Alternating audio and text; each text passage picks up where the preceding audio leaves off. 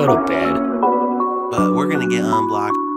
Sometimes you see him out there and he's just fucking asleep. Get a pillow, get a blanket.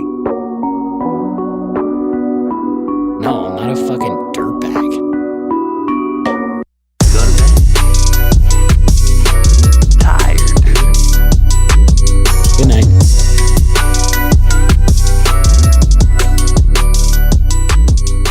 Go to bed. We're back. Ready? 2 salsas. Go. All right. Yeah.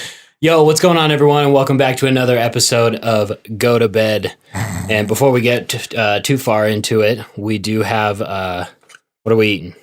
We were eating some breakfast burritos provided by Chef Michael.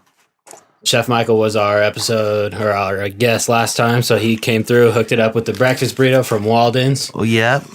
And today's guest, we got Tony. I don't even know your fucking last name, but whenever actually, no one, there's only like 2 guys in the city named Tony, and you're one of them. And we're gonna have the other one on too. So my last name's Lee. Lee. My full name's Anthony Michael Lee. Oh, okay. Yeah, but Anthony Lee. Tony works. all right, so give the listeners a little bit of background on what you are, and then we'll get into what you do later. But Okay. Who the fuck are you? Who am like in the sense of like as a human? Spiritually.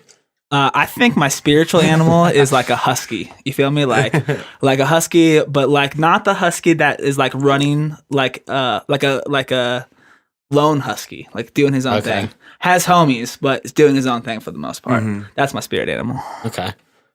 So Damn, that burrito is good, Yeah. guys. all right. Now, you need to go detailed into what you do because I know what you do and I still don't know what the fuck you do. Because Yeah. in my head, you're pretty much like you just roll around and like get stoned all day and like collect money from different people, which is like every 14-year-old boy's dream. So like, how did you turn that dream into a reality? So I'll just give you my quick story. So Yeah. I'm born and raised in Las Vegas. I have 2 amazing parents. I come from a very amazing family who financially supported me throughout my first 18 years, put me in the best education that I could have in private school my whole life. I went to Our Lady of Las Vegas and then Bishop Gorman, which is a pretty prominent high school in Las Vegas. Yeah, Snoop's kid goes there. Yeah, dude. Snoop's kid did go there, and yeah, so I got a great base from that, and then when I came up here to Reno for school, a lot of kids around me, a lot of my fraternity brothers were getting internships, and I just didn't want to do that, so I started this company called Reno As Fuck with my good friend Tyson Schroeder. And yeah, from there, kind of, span off into a bunch of things. From Reno, we built Reno As Fuck, and from a clothing company to where it's now just a brand. We have a collaboration deal with Revision Brewery. We do the Reno As Fuck beer. That is good. Yeah. JP knows all about that. Yeah. And then from there, my senior year of high school, my friend Cole Marcus hit me up and said, "Hey man, I'm trying to do this thing called the Reno Cannabis Convention. You down to help?" I was like, yeah, fuck it, let's send it. I love weed and I love cannabis. I like the movement. And then we built the Reno Cannabis Convention, which was like one of the craziest experiences of my life. And then from there, essentially, it was a huge success. The biggest cannabis convention ever. Well, the first and biggest cannabis convention ever in Northern Nevada. So from there, a lot of companies reached out to me saying, hey, you did a really good job with that. To me and Cole. Hey, you did a really good job with this. Cole, I meant Cole. Yeah, you met Cole. You did a really good job with this. Let's get you on the team somehow. So I decided working with companies like Harmonious CBD, companies like VVG Labs, Sierra Wellness, and then from there, I met a guy named Jason Sturtzman, who's like a huge cannabis activist in Las Vegas, and he started this thing called Bud Tender Fight Club, which is a monthly event to try to help people get jobs in the cannabis industry. And it like educates them. Yeah, and it's an education platform, and I do that monthly up here. I own the Reno version of that. Oh, nice. Yeah, so I got, I worked my ass off to have the 14-year-old boy's dream. And I'm still not even there yet, like a lot of people. I'm fortunate enough where I have multiple, incomes where I can bounce around and not have to go to a 9-to-5 essentially, but I'm still trying to make it too, just like everybody else is. So when you're working with all these different companies, like how do you get paid from them? Like, what do you do for them in exchange for money? Yeah. So, so the biggest thing that I do is just marketing and branding consulting. Essentially, brand strategy is like my game. I'm really good at figure out where you're at, who your consumer base is, kind of where they want to go with the brand. And then help strategize it so that, there's good ROI in the company, that your brand makes sense. It's all integrated with each other, so nothing looks different. So like on one platform doesn't look different from another platform. It's all integrated. And so, yeah, either, there's multiple ways I've been paid, free weed is definitely the number one. Yeah, right off the start, just to kind of test the waters with me. But then after that, it's a matter of like commission, hourly rate, retainer. As of right now, there's really no set way in the cannabis industry how to get paid. So, I'll just take whatever I can get and just get the experience while I can. You would think like me being around you a little bit and just hearing like some of the stories that you've gone through with employers and stuff, you would think that the cannabis companies that you work with have like, well, I know they do have fat money, but it's like they're really stingy with it when you could help it. Like if they just took a little bit of coin into you or anyone other than just everything they think, Yeah, well, the biggest issue, in the cannabis industry right now is that it's kind of like a gold mine. It's like, everyone, it's like the gold rush, right? Everyone's trying to get the gold before it all evaporates or gets taken. Yeah. And so a lot of people are looking at the short-term game, and I'm always a long-term game guy. I'm always about the brand way over sales. Like, I don't, sales, getting money in the bank is important. Very, very important. But building a brand is 10 times more important because brand will build you sales. Right. Longevity sales that, hey, this person buys from you consistently every month, the first on every month because they believe in you and your products. And, a lot of companies don't see that. Like right off the bat, they don't see if we stick it out with this kid for the next 6 months, yeah, we'll have a huge ROI in the next 2 years. Mm-hmm. Right? But people don't see that. They see, what can you do can you do for me yesterday? Yeah, exactly. Right. What can you do for me yesterday? And a lot of when you come in as a marketing consultant, unfortunately, that's the issue, right? Is I come in and the company's like, hey, we need your help like a year ago, and now we're behind. How can you make it better? And it's kind of like, well, I can try my best, but the thing is that you put yourself in a hole. Now I have to dig you out to even get the baseline. And so that's where a lot of cannabis companies make some mistakes. They're not concerned with their branding. They're just more concerned of turning and burning, and not the experience of buying and using cannabis.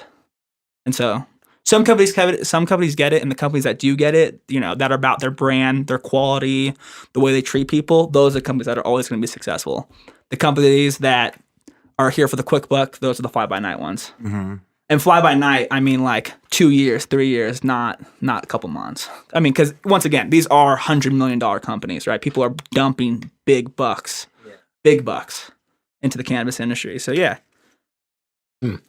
That's interesting because, I see the 14-year-old boy dream, but like obviously I know it's work, but when you look at it from the inside, like how you just explained that's like a grind for you every fucking day where you have to be constantly doing something new for the company to get paid. But then like I'll see you at Walden's and you're always on your computer, so I know you're working, but like it just seems from the outside that it's like all these companies are paying you, and I'm like, what the fuck for? Like he's just cruising around and doing this, doing that, but like how you just explained it, you can really see like the grind aspect of it. Yeah, and there's a lot of well, first, the 14, I'm living, I feel like I'm living the dream every day. You know what I'm saying? Like, I wake up and do what I want to do, right? Obviously, there's some requirements with flex. Yeah. Weird flex, but okay. But no, not in the sense that, if I want to, set my day up where I have all afternoon meetings where I have my morning opens, I can do that. If I want to set it so I have all morning meetings, I have the afternoon off, I can do that, right? Mm-hmm. Obviously, there's some things that are uncontrollable or you have to go do them, but it's just nice that I don't have to be at an office anywhere, right? I'm essentially working for myself. Yeah, that is cool. Yeah. So what's the next step of growing, I guess because you're kind of like, I'm not really in the culture that much. I'm removed except for like through him, but like to me, you're the weed guy here. He is. Yeah. So, or at least I'm sure you're becoming that if you're not already him. Yeah. So like, where does being Reno's weed guy take you in the next like couple of years? Hopefully it turns into where I'm closer to like a household name when it comes to cannabis and the cannabis community. And I think I'm, slowly achieving that through the cannabis convention and Bud Tender Fight Club and even Reno As Fuck. But I think the next move for me personally is I just really my biggest thing, I think, a lot of people ask you like, what motivates you? And it used to be money for me. And then I realized it isn't really money, it's influence. Like I want to be able to help influence people to have better lives, whether that be if they're like, hey man, like I'm not anything special, right? I just work really, really hard and you can have this same type of lifestyle too, but you just got to be willing to sacrifice. Like you can't, playing Call of Duty from 12 o'clock to 4 in the morning ain't going to help you, right? Mm-hmm. Like, I definitely think there's time that you need to have like escapism where you go play video games or you go ride a dirt bike or go to the gym or whatever. Your mind definitely needs that. But, you have 24 hours in the day. How do you use those 24 hours, right? Mm-hmm. Are you using those 24 hours to like fucking around or are you grinding? Or are you splitting it? Or are you, what does that look like to you, right? Mm-hmm. And some people are cool with going to 9 to 5 and coming home and doing their thing and leaving, and that's cool. I respect that, right? Like that's for you. That's not for me. Yeah, same. And you guys get it. Alex. Yeah, same for all. Yeah, you guys get it, right? You guys wake up. You guys don't have to go to like an office. Yeah, yeah. I mean, I heard on, I think it was on Heavy D's podcast, or maybe when he was on MFCEO, he mentioned that he causes a ripple effect, and I've never thought of it like that before because I'm really bad. That's one of the things I'm trying to improve on is like documenting what I'm doing, and I have like the I forget the term, but the kind of like fear of being an imposter syndrome, where it's like I feel like I'm constantly feeling like I'm not there yet, so I don't have the right to fucking post about it. Or it's like, oh, no one's going to give a fuck about this. I'm not going to post about it. But his deal was like, he just posts about everything. And that causes a ripple effect. Like he helped out a family that some guy was an asshole to them. And he ended up fixing this guy's truck up for him and like totally did it. And that one act of kindness, like some people would have done that and stayed under the radar just to do it. Mm-hmm. But he posted about it, and then you get shit for posting about it because like, oh, you're just trying to flex and this and that. But his point was like, I posted about it, and then he has many people hit him up and say like, oh, like for what you did for Jose's family, like I went and did this for this family, and it was because of him. And that's kind of the ripple effect. So like I never post about going to the gym really, and I started to this year for that reason. Like I want people to get mad that like, oh, all you're doing is fucking posting about going to the gym. But to me, that's like them being pissed off that they're not in shape like I am. Yeah. But I've never felt like I'm in shape. But it's like I just need to post that I'm there, and then I'm going, and then someone that never sends me a DM, or maybe if they do, they're gonna start going to the gym because I posted about it. Oh yeah, 120%, bro. Like going back to that fear of imposter syndrome, right? Like that was me for a minute with Reno As Fuck. I always thought, I was like, dude, I don't know what the fuck I'm doing, man. Like I'm a fucking joke. And then you start meeting people and you're like, oh, everyone doesn't know what the fuck they're doing. Right. No one really knows what the fuck they're doing. And so that makes it like, dude, the guy Jeff Bezos, some days he doesn't know what the fuck he's doing. Yep. He just has teams of people around him that one of those people will figure it out. Exactly. But yeah, you're so right. Like the more people you meet, and that's kind of just part of growing up too. Because when you're a kid, you assume that all adults have their shit together 100%. Yes.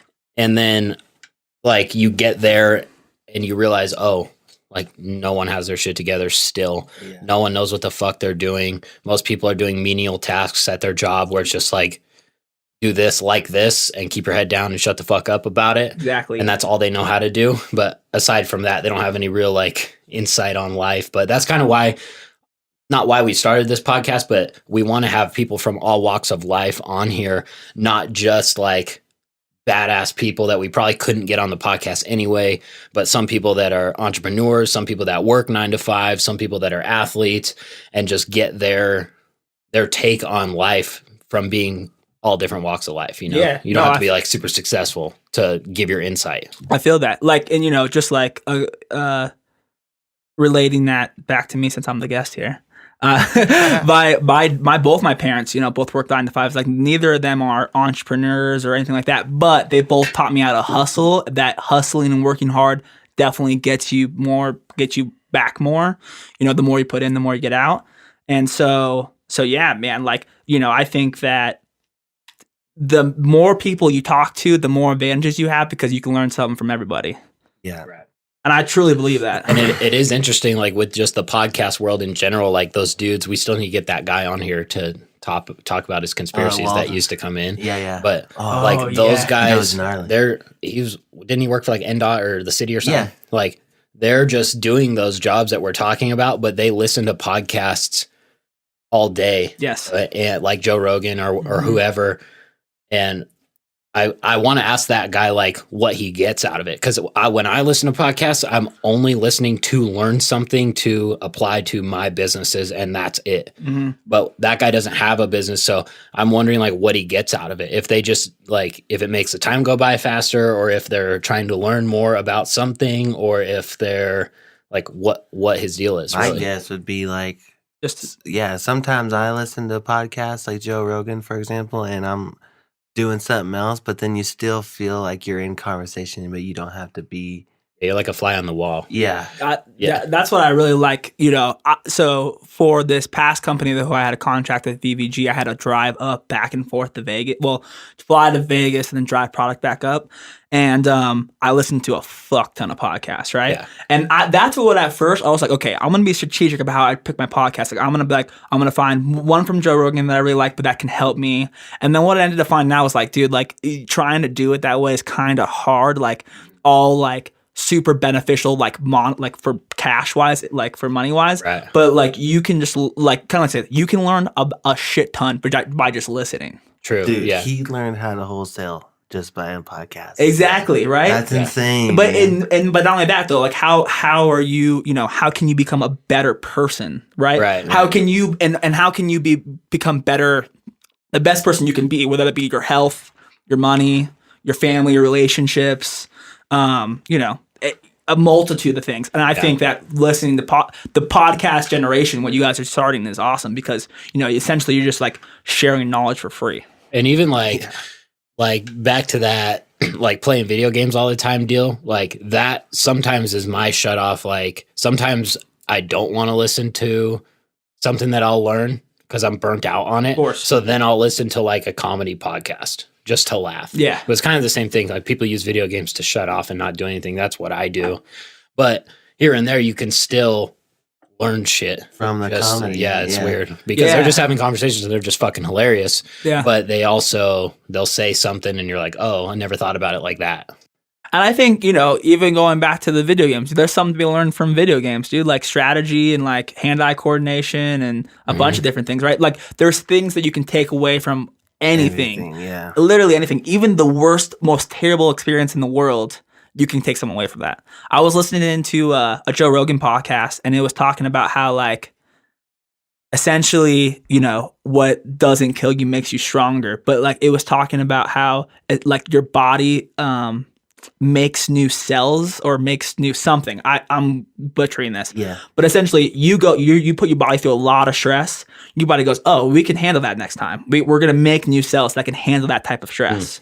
Right. Whoa. And I was like, dude, no way. And I looked it up and it's true, right? Like you put your body through a lot of stress and it creates like different types of cells that can combat with that type of stress.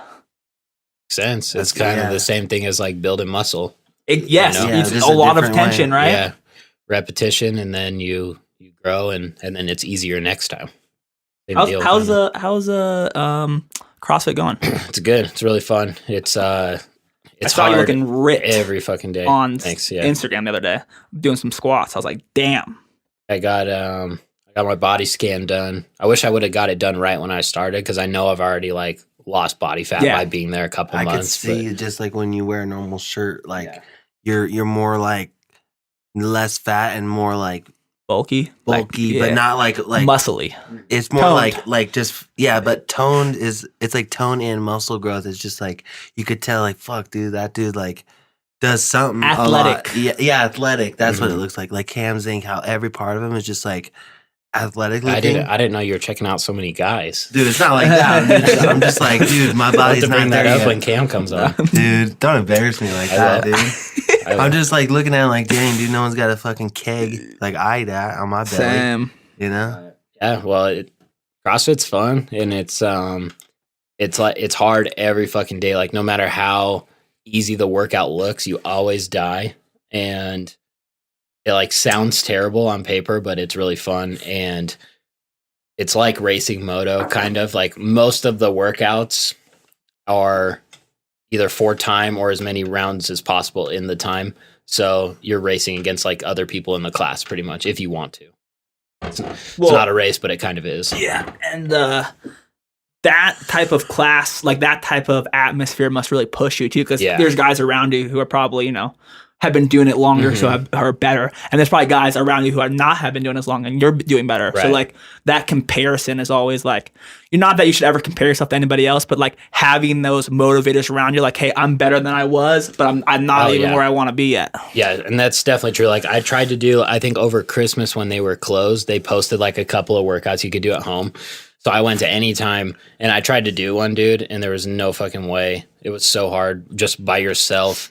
And especially at Anytime, because it's all this one up here in Collins, like all old people. So, dude, when you like get into it, you're fucking breathing. Your heart rate's maxed out in like the first 30 seconds, and usually like you can. It's like cool to take your shirt off at CrossFit, like it's fine. People don't. But dude, at Anytime they'd be like, "What the fuck are you doing? You're just drenched," and like everyone else is just like on the elliptical. Yeah, and I'm like, "There's no way I could push like this here, dude. No way." Yeah, they're like doing like aerobics, and he's over there, shirt off. Just hitting some kettlebell swings or something. And at the class, like if there's someone there that is a fucking beast and is destroying me, then that's someone that you can see out of the corner of your eye, like, oh, he's already on this, or like, fuck, he's about to lap me, like I need to get going. Or even if I'm the best one in the class, that's like a motivator too. It's like, oh, I'm fucking crushing everyone. Gotta go harder. Yeah. And it sounds like they bump music at that gym. Yeah, like that's loud. Pretty normal. Yeah, they just crank it all the way up and blow. I need that every other day. Oh, really? Yeah. The other one is like you don't. There's barely. It's like news and shit. Right. At just like regular like 24s and stuff. Yeah. Yeah, because I've gone to the gym a couple times, and I think in 2019. No. Oh. Like 2010. And I'm literal when I say a couple times. And that was like you had to for school. Yeah. Weight training or something. Yeah. But it's just hard to work out like that. But I think how you have it at Double Edge, it'd be easier because I'm competitive, Mm-hmm. Yeah. And like like being not really having kind of like you, like not a set schedule every day. It's so fucking easy, especially for me, dude. That's like was one of my worst habits is not getting my fucking ass out of bed. And even if I'd set my alarm at 7, I'd sit there until 8, just snoozing and fucking not doing anything. And then I'm not at the gym until 8:30. And then you're not home until 10. It's like, dude, I've been up for fucking 3 hours already. And I worked out for 45 minutes. That's all I've accomplished in 3 hours. So like having the class to be at 6:30, it's like I wake up at 5:30 and I have to get my ass out of bed. I do my morning routine and then I have to drive and be there at 6:20, Yeah, I think that right now is my biggest goal I have a bunch of goals for 2019, but one of my biggest ones is like having a concrete morning schedule. Like as of right now, I wake up almost every day between 6 and 7. And usually I wake up, and I live with my girlfriend, so we'll both wake up and like we have an Alexa, so we'll like Alexa give us the briefing for the day. So we'll listen to that and drink some coffee, and I'll get up. And then as soon as that's done, I go straight to checking emails, try to do that. But what I should be doing is waking up, taking that time for like myself. Yeah. Do a little bit of reading, maybe a little bit of meditation. I'm really terrible at meditation because I have ADHD, but something of that nature, right? I thought I wanted to make the gym in my morning routine, but I've realized, so I've been working out a lot just because like my goal in 2019 is to work out 300 times in the year. Nice. Okay. So I've been I've only missed one day, and that was Sunday for Bartender Fight Club, working out at Orange Theory. That's where I've been going. And And I realized that me at 7:15 is not as good as me at 11 o'clock. Like if I go at 11 o'clock, I'm gonna crush it, bro. Crush it. If I go at 7:15, I'm gonna half-ass it. So I think that's like another big thing, right? Like being able to have your own schedule, you can notice when your body is gonna be the most effective. Yeah. Like I'm the most effective when I wake up, start working, get a cup of coffee, and then I feel good about being productive. Then I go to the gym. Right. I'm sure. Like for me, I don't know. I've been going like first thing for years, so I don't know. When I first started going to the gym years ago, this was like 8 years ago now probably, but I used to go at night after I'd get off work at like 9:30, and then even like 11 sometimes, and that's fucking horrible, dude. I don't know how people do that. Huh? Well, it's only young kids. It's like 20-year-olds that do that shit, and probably because they're fucking sleeping in until noon like I was, but... Yeah, that was horrible. And then I started going in the morning, and then I noticed that my energy and everything was heightened for the rest of the day. And I was just more worth a shit than I was without it. And then when I started getting into like self-development and learning about other people and people that are like massively successful, I forget the stat, but probably 95% of rich people, successful people, they have a morning routine. And they work out in the morning, and like that's enough for me. I don't give a fuck how I feel at 6:30. I'm groggy as fuck, but those guys do it. Like that's why I do it. Yeah, definitely. And that's huge. Because the endorphins help you throughout the rest of the day. It makes you feel really, really good. But that routine in the morning is huge, though. Yeah. Just getting your mind right, because if you don't get that time to yourself, it can really set your whole day off. Yeah. Oh yeah. Yeah, it is weird. Like some days, maybe on like Sundays. I should be doing it every day, but I've been waking up at 5:30 for a while, except for Saturday, Sunday. I still wake up kind of early, like 7, but I've even noticed on like some days, if I'll just dick around here and fucking have breakfast, or I'll go to Walden's for breakfast or something, and then like I don't go to the gym first thing, and then it's like noon before I'm going. Like fuck, dude. I feel so off until I go there, and then I'm like. Work out, even if it's not hard, you just break a little sweat, get your heart rate up, stretch. It's like, okay, now I'm back to normal. It's like almost like your it's like paying your dues almost, right? It's like your body wants you to pay your dues to yourself. And then once you do, it's like, oh, okay, we got you. Yeah. Like pay your dues, homie. Who says that every morning? Pay my dues. Dues paid. That's Andy Frisella. Okay, yeah. And he's just fucking drenched in sweat, and it's like dues paid. Yeah. I think I heard that from David Goggins. If you got David Goggins, if you guys know who that is, essentially, and he was talking about. I just picked up his book. Actually, it's really good. It's really good. I heard him on Rogan. I listened to that. It was really good. I'm only on like chapter 2 or 3, but this is a dude talk about like self-discipline, like not caring, like that's him. Yeah, right? That dude's rugged. How he's fucking like. He's already this badass, and then it's like, oh, well, what can I do next? I'm going to go be a fucking wildland firefighter. It's like the worst fucking job on the planet. And it's just like, yeah, I'm going to go do this. I'm 45 years old. All those kids are 18, 20. I'm sure he just destroys them, too. Sounds like Dean Wilson out there, dude. Oh, dude, Lucas Jones. I did a video for him at the rack, and Lucas Jones comments, hey, is that... Oh, yeah, dude. It wasn't him, but someone said that same thing to me when we were at Michael's for dinner, and we took that photo, remember? And they're like, oh, dude, Wilson's injuries have done him wrong or something. They were talking about you. Dude, you do look like Dean Wilson a little bit. I don't know who Dean Wilson is. I wish I did, though. He's a pro moto guy. Oh, okay. I'll take that. I'll take that as a compliment. Yeah, dude, he's good. I'm probably like a fat Dean Wilson, most likely. Like I probably look just like he's probably pushing like 140. Oh, yeah. Soaking wet. I'm like 6'4". I'm pushing like 250, so like I got 100 pounds on the kid. Yeah, but is he sick? Is he dope? Sponsored by Ignite CBD, bro. He's sick. Oh, that's the one. Oh yes, you were telling me that, bro. Mm-hmm. That story. You want to tell people about that story? Well, it's a good story. Pretty much, the Dean Wilson is sponsored by Dan Brazilian's CBD company called Ignite, and he raced Anaheim 1, which is the first Supercross race of the year for 2019, and the NBC told him to cover the logo because they thought that it's Ignite Cannabis, which that is the name of the company, but he was only sponsored by the CBD portion. Yeah. Mm-hmm. But now they just changed it. I saw they dropped cannabis out of the name. Now it's just called Ignite. Okay. But they still No. that was after A1, and then at Phoenix he still had to have it covered up.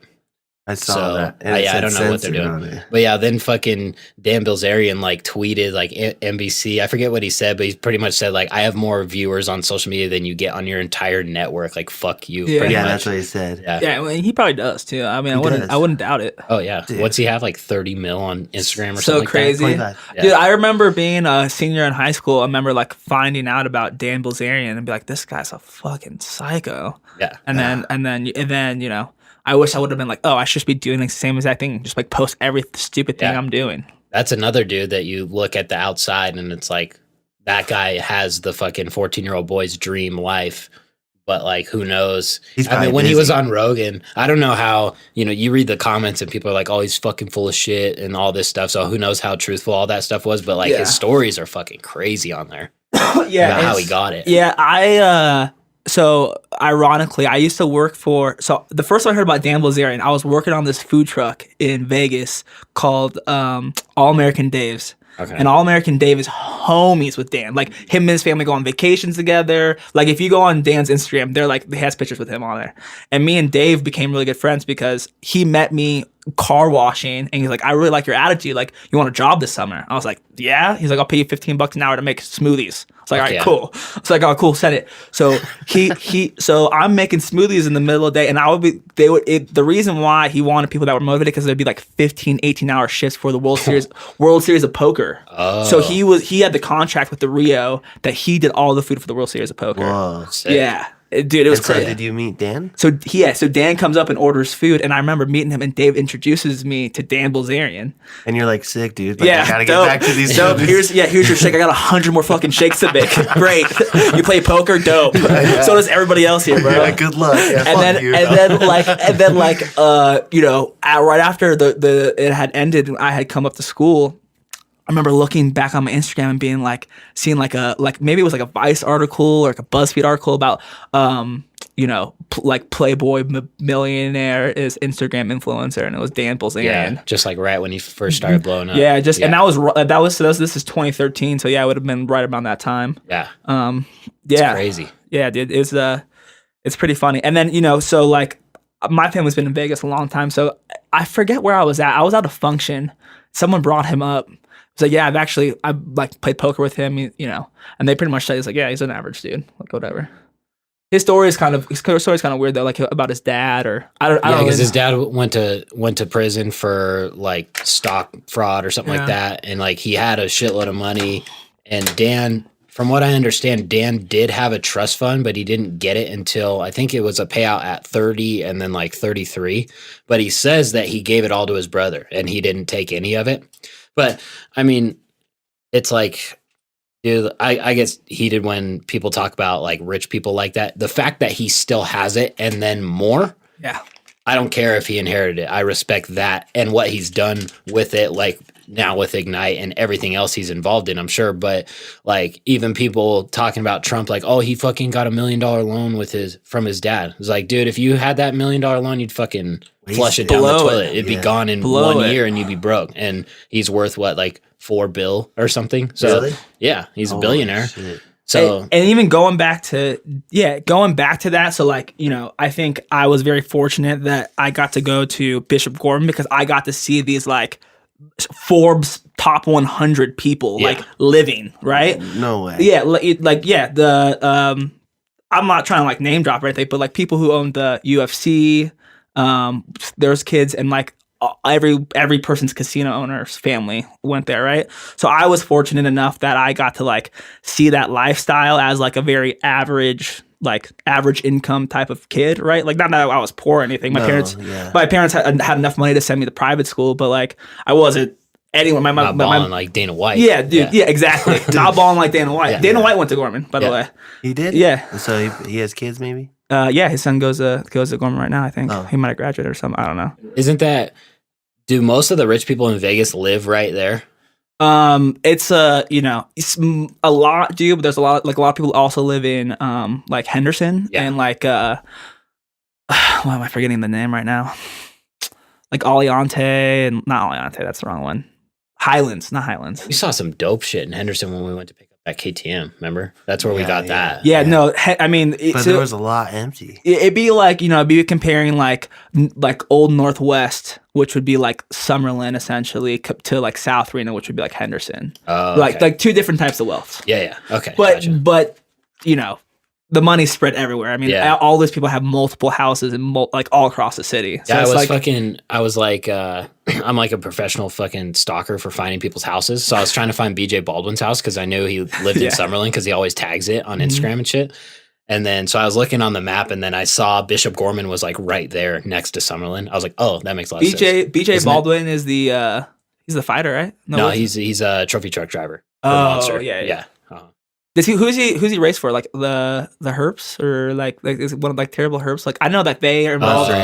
Monster. Yeah, he's a big monster. But yeah, I don't know. You know what I'm talking about? Yeah, that family like lives in that area, and they cool. I went to high school with them. But that's another dude like BJ. I've been following him on Instagram for a little bit, and I'm not like super into off road shit. I think it's cool, but like I don't know what else he's involved with. And then he never posts about it. And then one day he posted like 3 times about like I think it was Baldwin Racing, that they have this huge shop in Vegas, and I don't know what they do, but it's like you think that this guy just gets to fucking race trucks, doesn't have to train, like makes millions of dollars, and like who knows what that dude's involved with.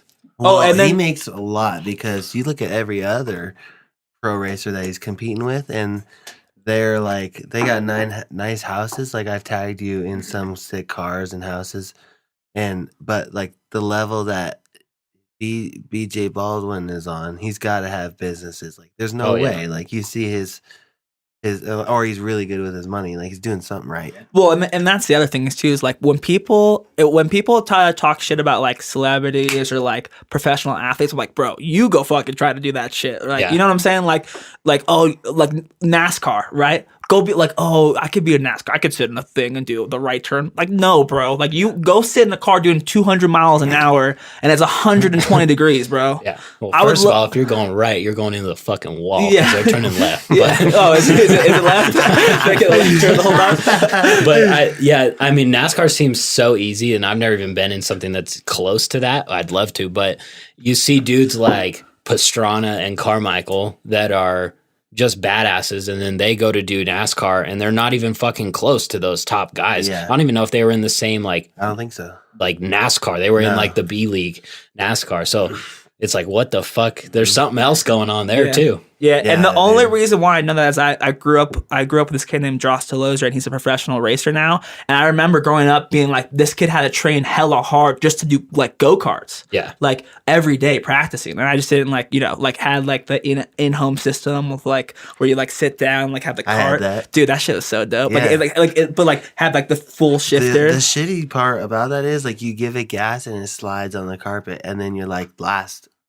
You know? I think he's talking about like a legit fucking this was driving like simulator. Yeah, no, this is like a legit. You're talking about that fucking thing that you hook up to a PS2. Yeah, you're right. You like sit on a stool. Yes, I had that too. Yeah, you have to get like one of those like folded, like one of those folding tables to set it up on, so you can have push it against something. Or you like put your legs over the wheel. Yes. Yeah. This is like this is a little bit more sophisticated, like real time, like it's like real like, and that's the other thing. Like video games, that's what I hated about car video games. It never felt like you were actually driving, bro. Like I feel like it's way harder to like not drift, but like drive a car fast in a video game than it is to drive a car fast in real life. Dude, it is like it's easy to drive a car fast straight, but like I've never even turned going fast, but I've been in a Zink's car and like everything changes when you're turning fast. You're like, oh my, like you're like put into your seat a little bit more. Especially when you have driven a fucking F-150 your whole life, or a Ranger or a van. Same with me. Like I've only had fucking a truck, a van, a shitty car, and then you get in something that's actually capable to turn fast. That's like when that kid took us for the ride in the Maverick, the X3 Turbo R or whatever, and like he was just fucking going for it. I was like, oh shit, we're gonna fucking roll right now. We never even came close to rolling, but he's just like, and like bank us into shit. We're hitting whoops hella fast, but we've never been in something that can handle something. That's true. That's the difference. Yeah, dude. And so like going back to high school, like all the kids had the sickest fucking cars, and like on the weekends they pull out like their parents' like sickest car they would have, and so like I remember like the fastest car, the car that always beat every other car was a Jeep SRT8. Like the old, like 2007, 2008. Yeah. Two of my friends had them, and like one had a matte black and one had a matte green. I remember it would be taking like Z06s off the line. It'd be taking once in a while, depending on who was driving the car, like Ferraris off the line. I don't even know what that means. Like half that terminology you said, I don't know cars, dude. Like get with it. I pay $15 to get my oil changed. You don't know what Jeep SRT8? I don't know what that is. It's like a Jeep Grand Cherokee. Yeah. But it's got like their performance motor, like the same one that's in a SRT Challenger. Yeah, and so the thing is with that Jeep is that it has such good all-wheel drive that it just hits, like all the power goes to the ground. So like the issue with like a lot of like old school cars is that none of the power goes to the ground, so they spin the tires. So it's all about like your power hitting the ground and like the tread sticking and you going. Yeah, now you could just you hit the gas and it's gone. Anything. Yeah. All like the nice imagine shit. a Tesla, dude. Oh, dude, I've been in them. Oh yeah. Yeah. Oh you yeah. Put a Model S in fucking ludicrous mode is like something you've never felt before, dude. Yeah. It's so weird because it's the traction control is so good. The electric motor has so much torque. It's just instant. There's hardly any wheel spin. Like you can hear a little bit, but it just, and then there's no sound. It just makes this weird like, and then you're fucking going 70. Oh, it's crazy. God. It throws you back in the seat like a roller coaster. Like, really? Yeah. Is it just a regular seatbelt? Mm-hmm. Jeez, you think you'd need the one that goes over your both your Harness shoulders? and shit. Yeah. No, they're crazy, dude. All futuristic and shit. Yeah. I love that rapper, dude.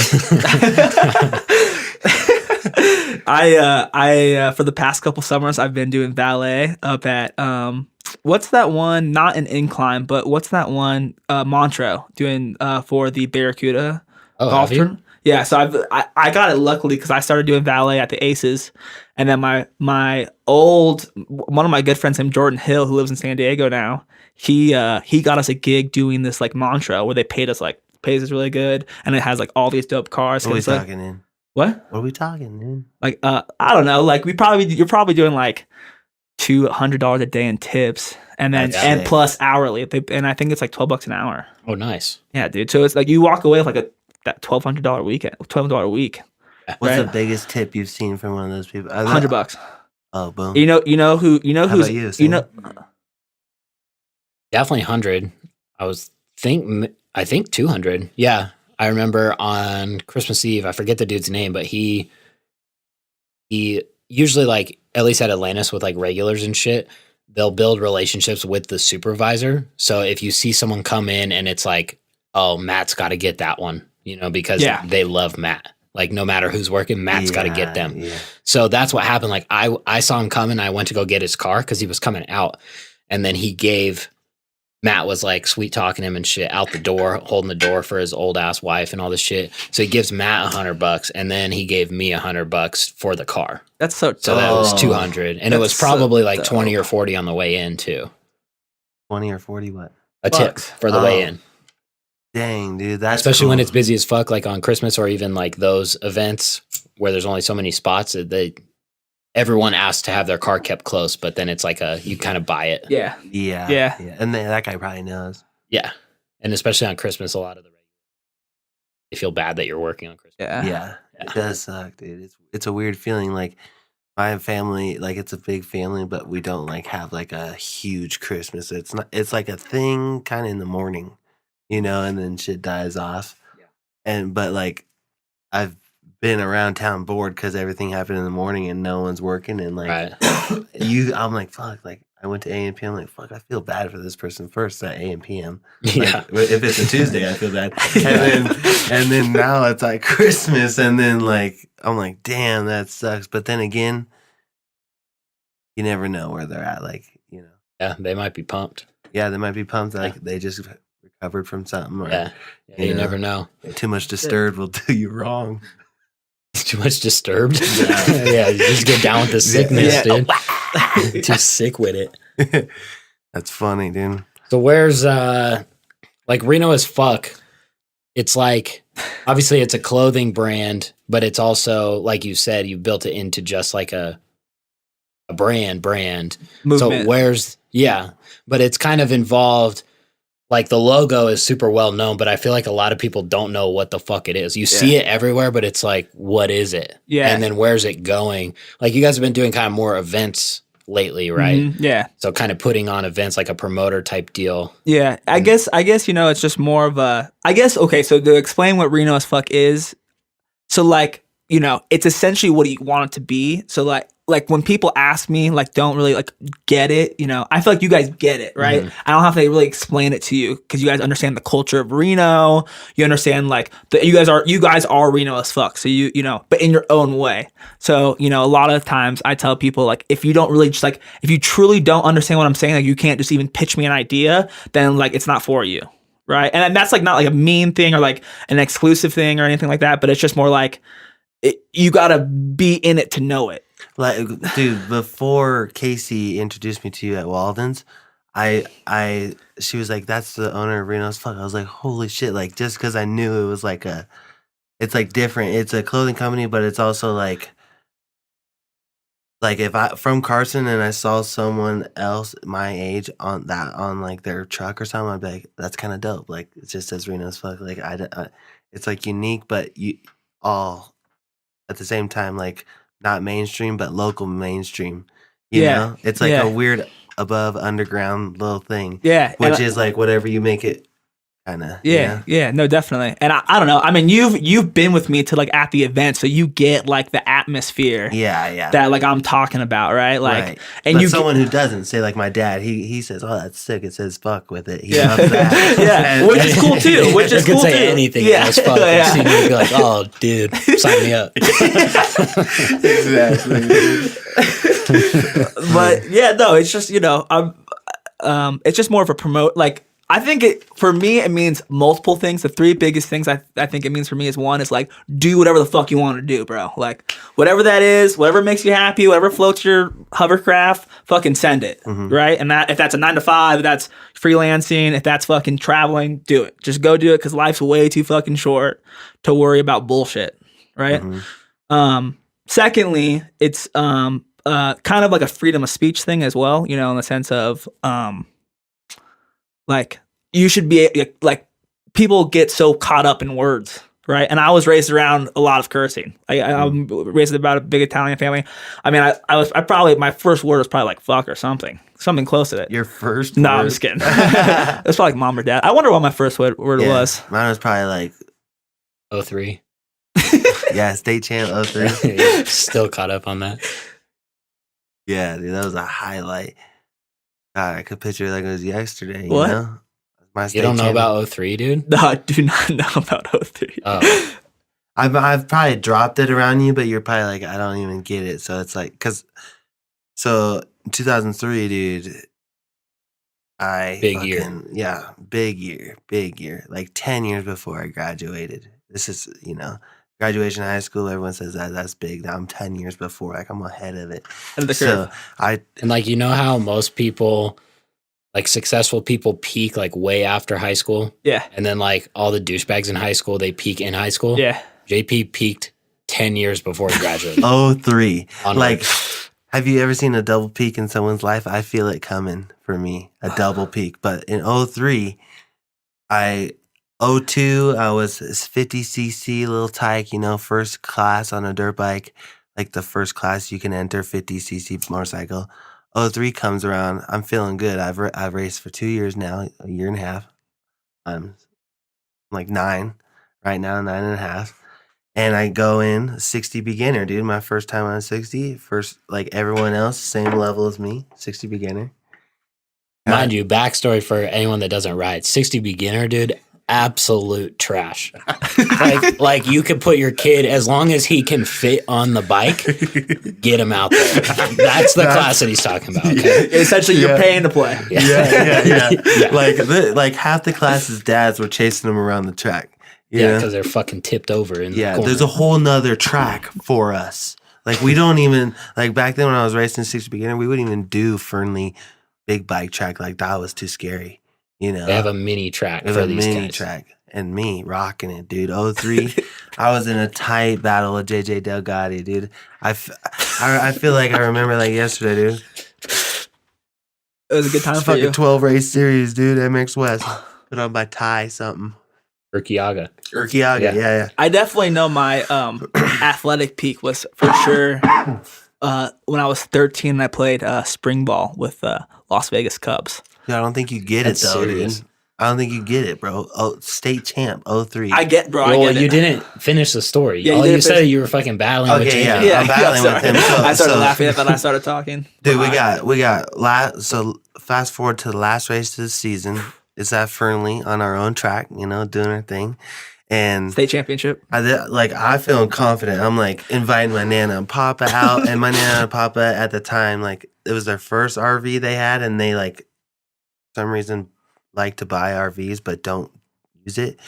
And How many RVs they got? they have 2 right now. And Damn, that's a lot of RVs. yeah, and they're dope. Like they're not like a putt like go RVing rent me. It's like a tour bus. This is a style. big like Class A motorhome. Yeah. like Diesel pusher. Yeah, my papa has a special license for it, you know, and He dropped some big bucks for it. yeah, Yeah. and he brought that out there, dude. 60 beginner, and we're like parked away at the end, dude. So I like looked hella crazy with my family out there. Like my mom came down. Did you guys have like a little pit crew as well? Yeah, well, my dad A was like senior, my dude. mechanic. Yeah, out there probably with like a cat house tank top on, you know, like, Or a fucking Skinner tour shirt. yeah. Halen was his, so, dude. Last race of the season.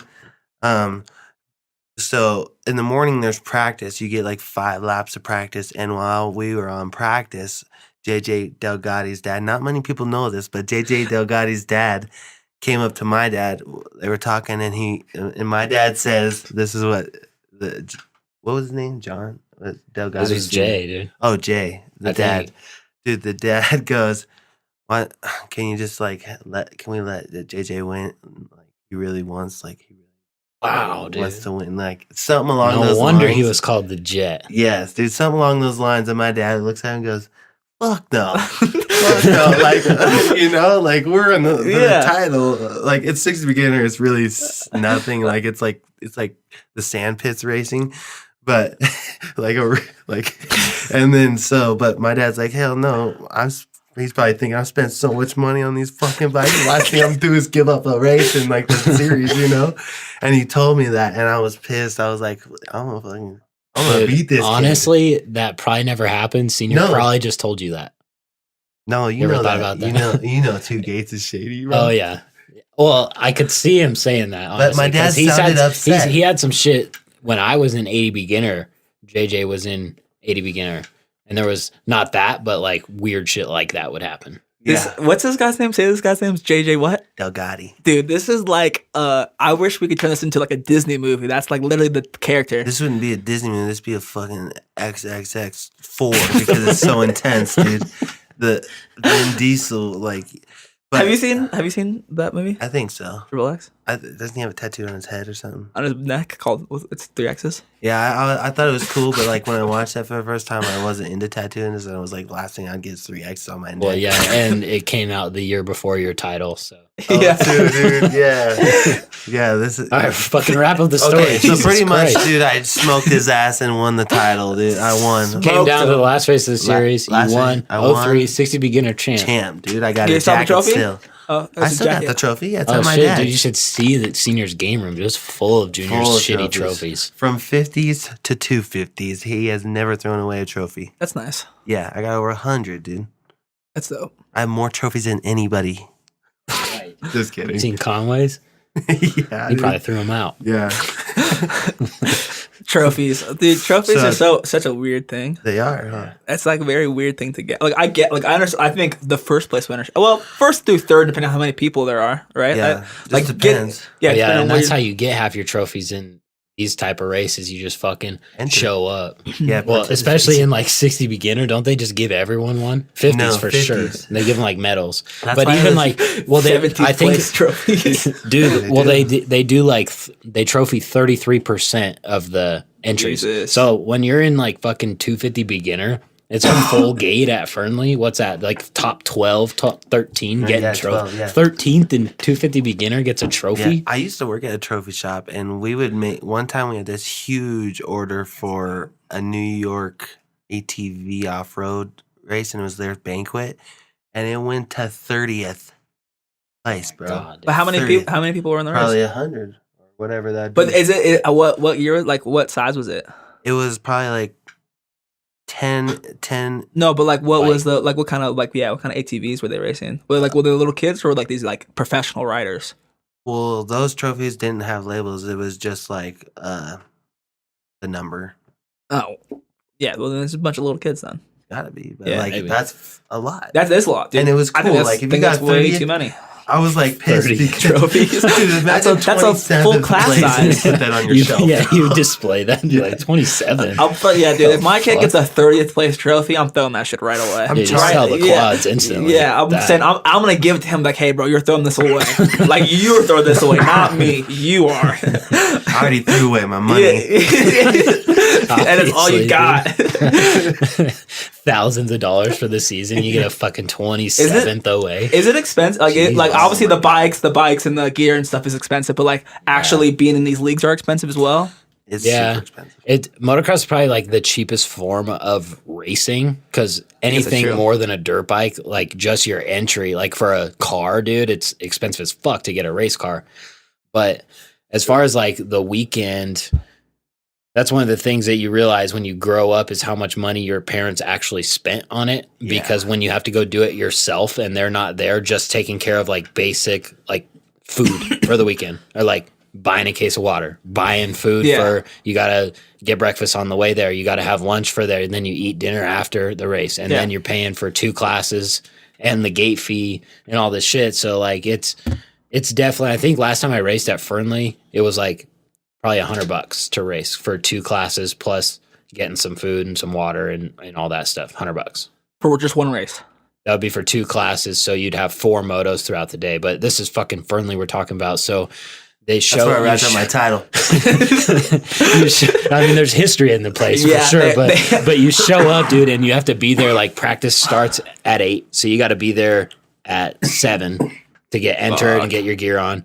So you're leaving here at 6, and the last motos don't wrap up until it's fucking dark. Like no matter what time of the year it is, they go until it's dark because it's run very, very slowly. So you're sitting around all fucking day, and then you have to go 100% for fucking 5 laps, and then you just sit around doing nothing for hours. It's kind of weird that like we're close to Mammoth, and a lot of people here go to Mammoth, and you see that amateur national where there's still like 4 kids halfway done with it. Like the track's huge. Like maybe you can wait till the second to last corner, but there's still kids out there when they drop the next gate. Yeah, dude. Half the time at like Hangtown, as soon as that fucking checker flag comes up, they're fucking dropping the next gate for the next class. Well, they'll rip through like 34 classes at Hangtown, and you're done at 3 p.m. Yeah, we have 17 motos at Fernley, and you're done. They're cutting laps. We're starting second motos at 2:30 p.m. Yeah, there's no intermission. We're not doing the track work. There is a fucking intermission at Fernley, dude. Every time some idiot swaps off the lip, they take a fucking front loader out there and go fix it. Like, oh, track's too dangerous. And then you're sitting on the line. You've been waiting for 2 hours, and then it's like you see the fucking tractor go out. You're like, oh, fuck this. Takes them forever. And then it's like, oh, we're going to water 45 minutes later, and then the track's just fucking soaked. And then you had to race. I remember that, dude. That was the shittiest part when you... And it felt like every weekend, everyone got that. Like, but it was only your class, but everyone could relate to that because or there's some kid that fucking 250 beginner swapped, actually 450 beginner, and it's a 14-year-old on a 04 Honda. Bog off a lip, swap, gets care flighted out, and then you're just sitting there on the line like, oh, sick. This is great to follow this up. This kid's in a fucking helicopter, lifeless. I'm all right, yeah. Dude, 2 gates. 2 gates. Like, fuck. Yeah, you're like, I can't even think right now. Is that guy all right? Like, is the helicopter marks fucked up on that plane? You know, they fucked it right up. Yeah. Did you guys play any not I shouldn't say actual sports, but ball sports? Team sports. Yeah.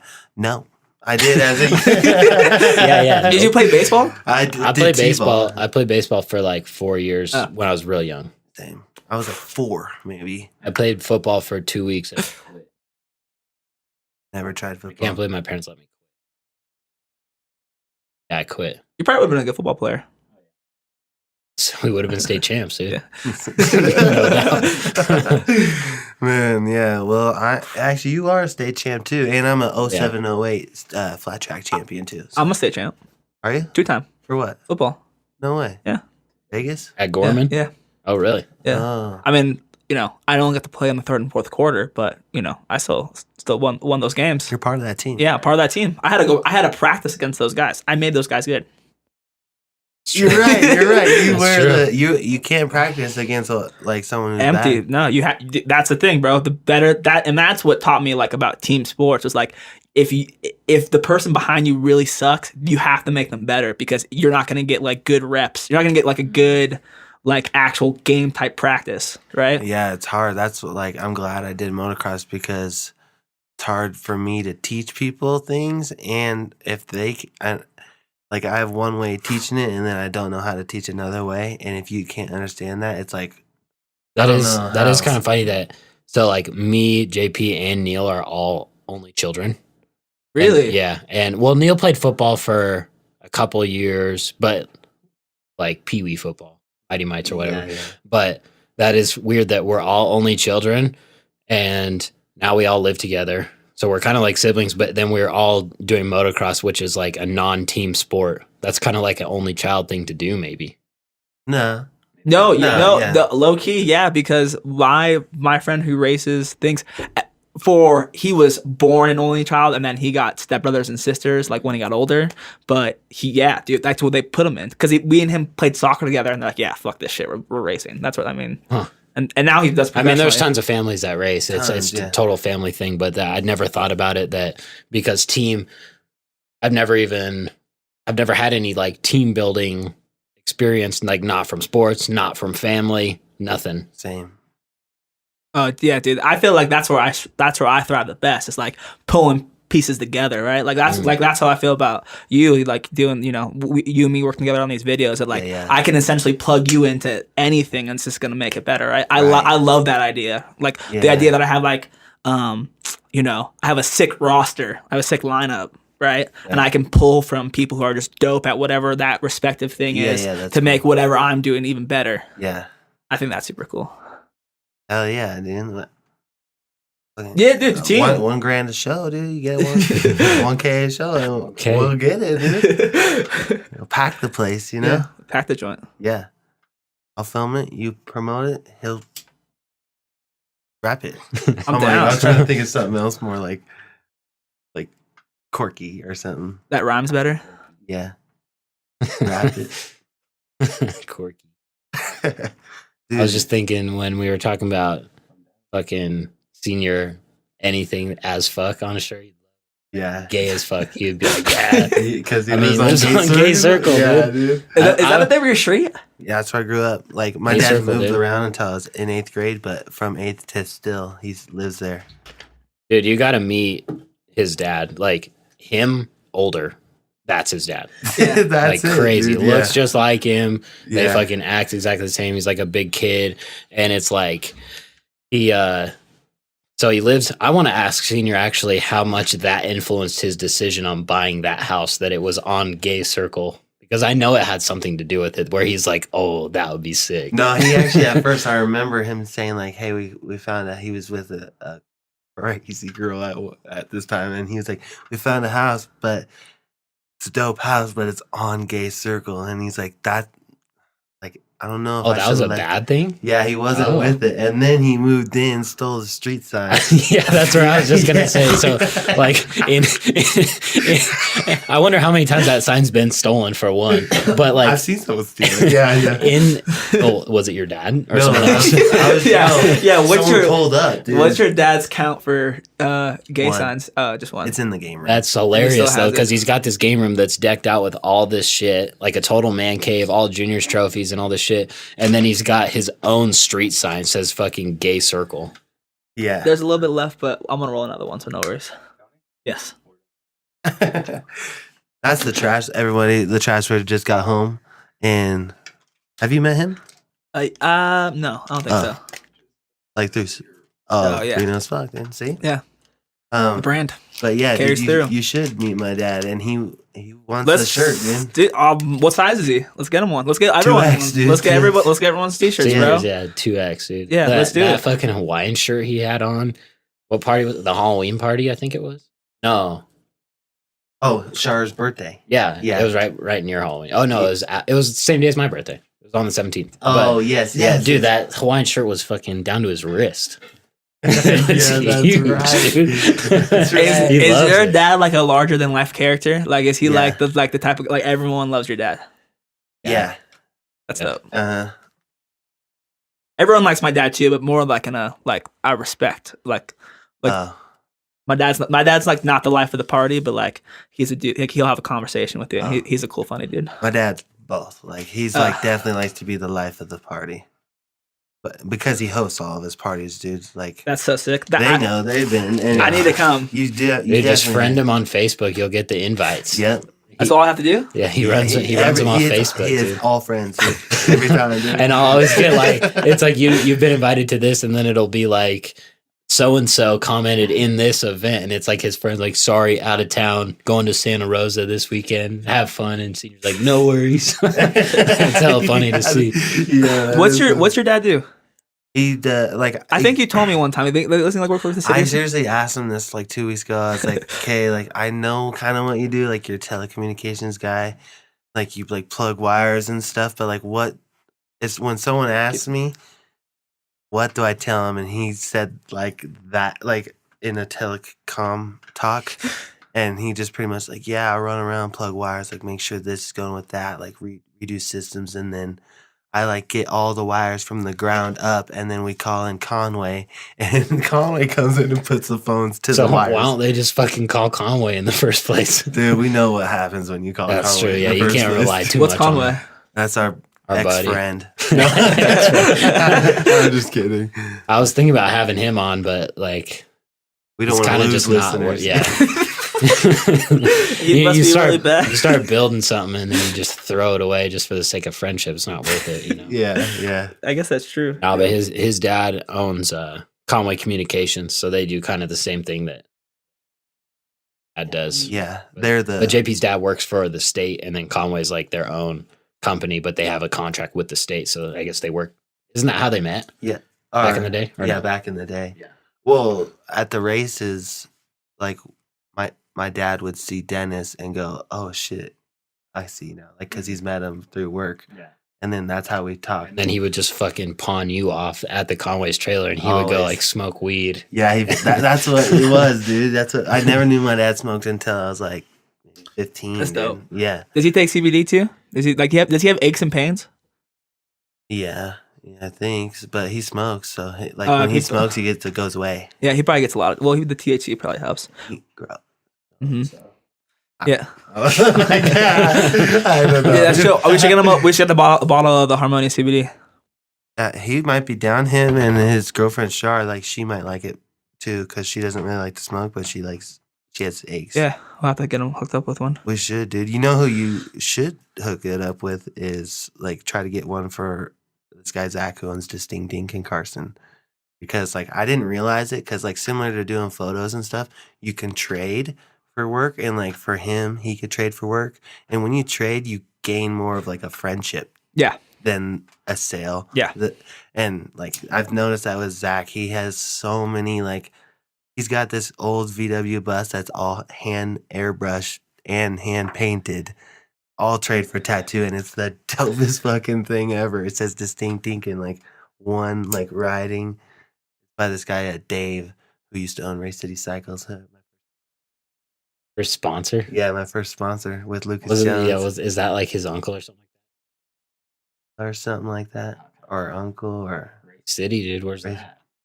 Shut down like I don't know 3. no, you closed the place down. Where was it? Oh, it was in I know it wasn't. House? It wasn't in Race City. No, it was in Mount House.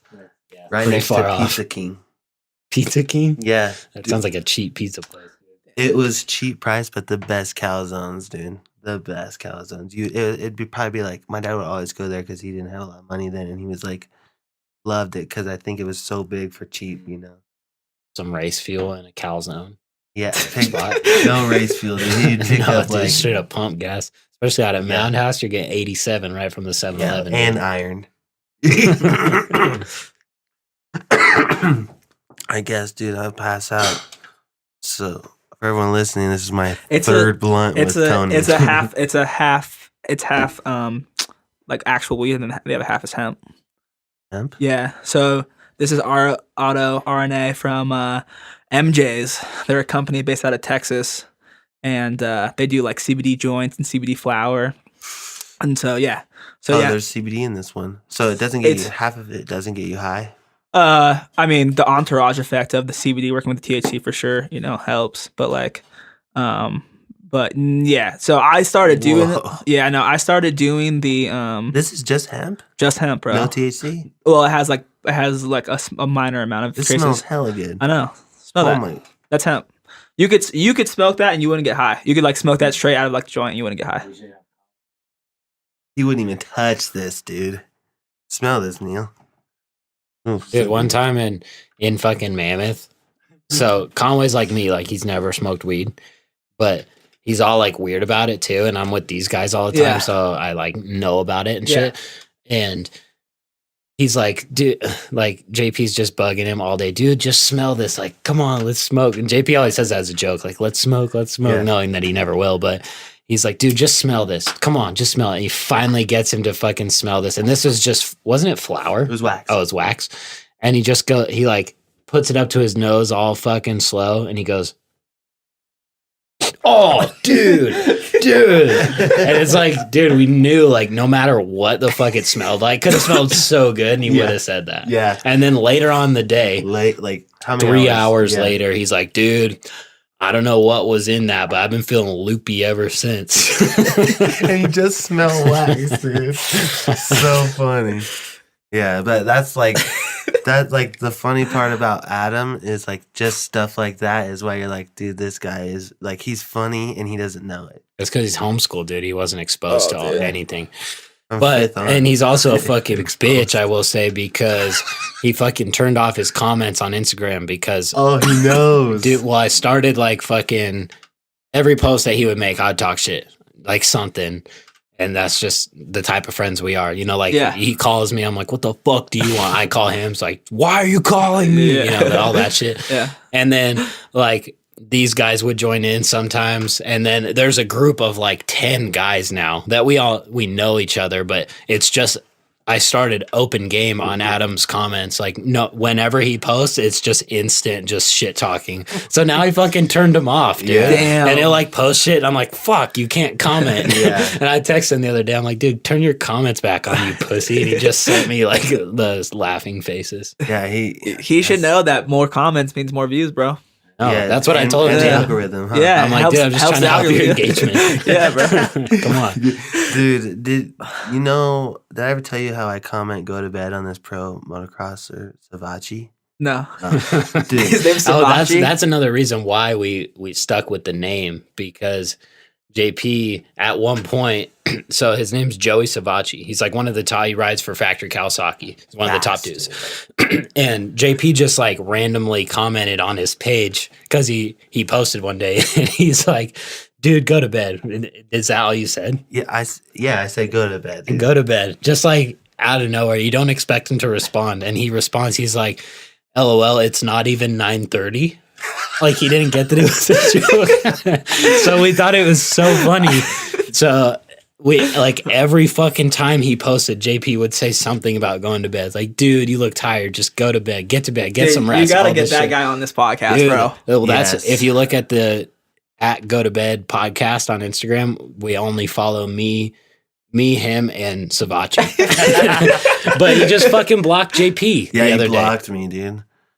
And I haven't said anything mean. I've just told him to get some sleep, dude. That's it. Like in some ways, like one time he posted YEEEW, like you, and he was ripping a corner, and I commented, "Don't you mean yawn, like get to bed. You hated it, bro. And I'm so bummed because I was pumped like to tell people on the podcast that was part of it, and like we're not kidding. Like go look on his profile because you could go to any one of Savachi's posts in the last year and click on it, and it would be JP Film something about going to bed. And now if you do that, you can't fucking see him because he got blocked. Yeah, Damn. yeah. So you'll see like a couple here and there, maybe every 1 out of every 3 I do it, but I don't want to get blocked too. Yeah. No, what you should do is you should create a video like get like footage of him and just do have him do like a funny voiceover, right? Like him video and like to like try to like do you guys know who Gary Vee is? So I saw this one video one time where there's this company was trying to get him to speak at an event that they were having, and so they made this video go viral of like them in the process of them trying to get Gary Vee at their event, and then like they made a video about it, and then it went viral, and they came to the event. Oh, that's sick. That's a good idea. And someone like Gary would love that. He'd be like, "Oh, yeah, fucking something unique." Yeah, yeah.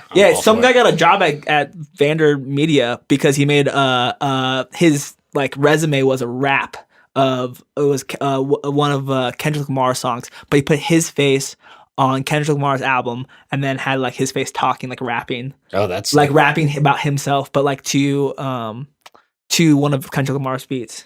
Whoa.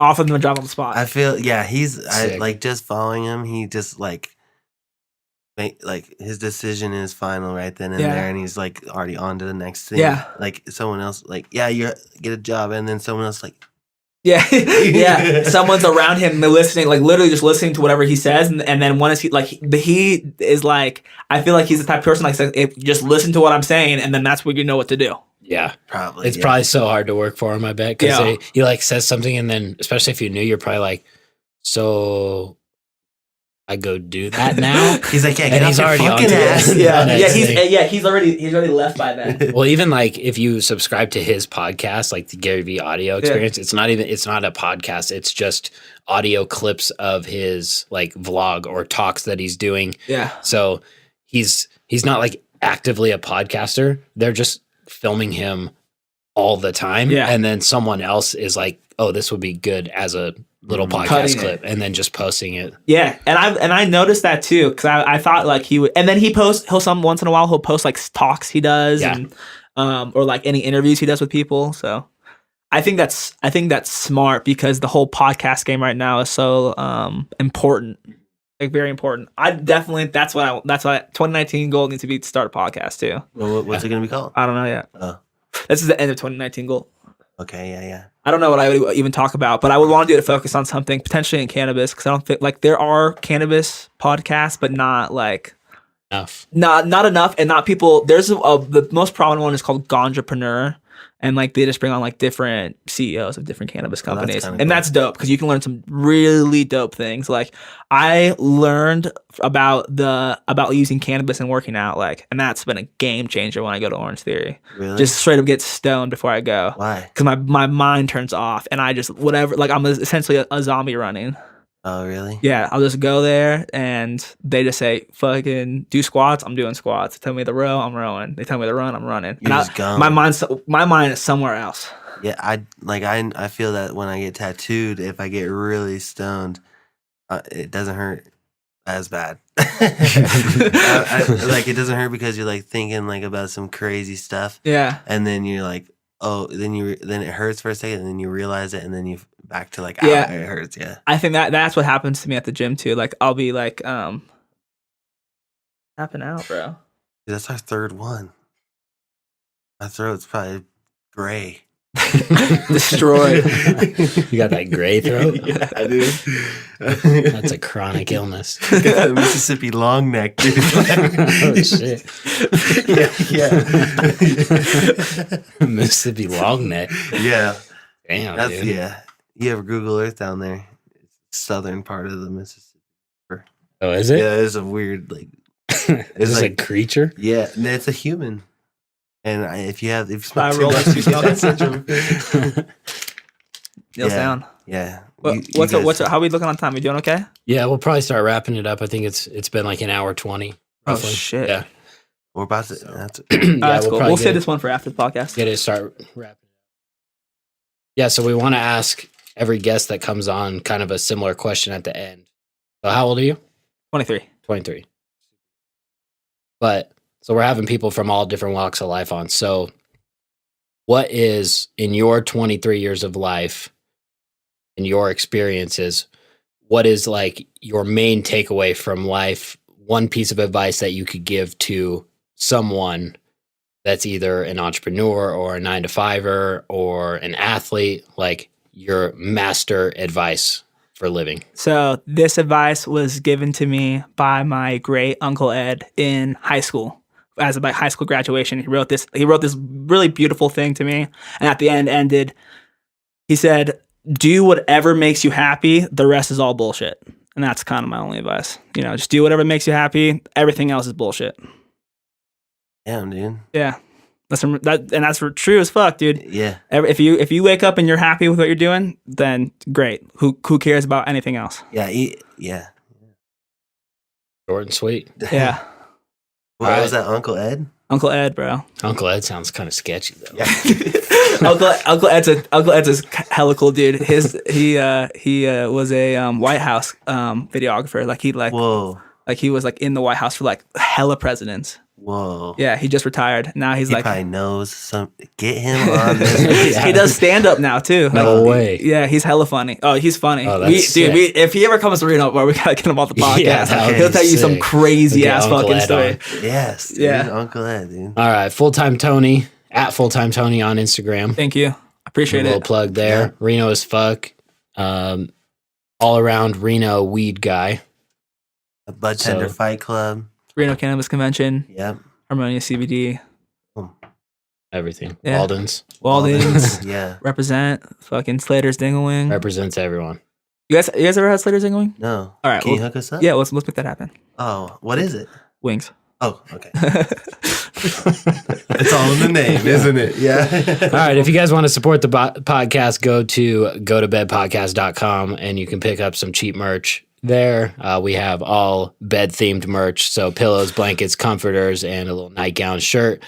And if you want to support us monetarily, we have a Patreon, which we'll probably be kicked off at some point. And for the small price of $15,000 per month, JP will get Go to Bed tattooed on the side of his head, and there's only room for one patron on that. So Facts. that's going to go quick.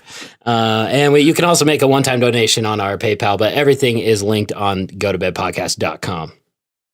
Good night. Go to bed. Go to bed. Go to bed. Check, cut that check, cut that check, cut that check. I need my check, I need my check, I need my check, I need my check.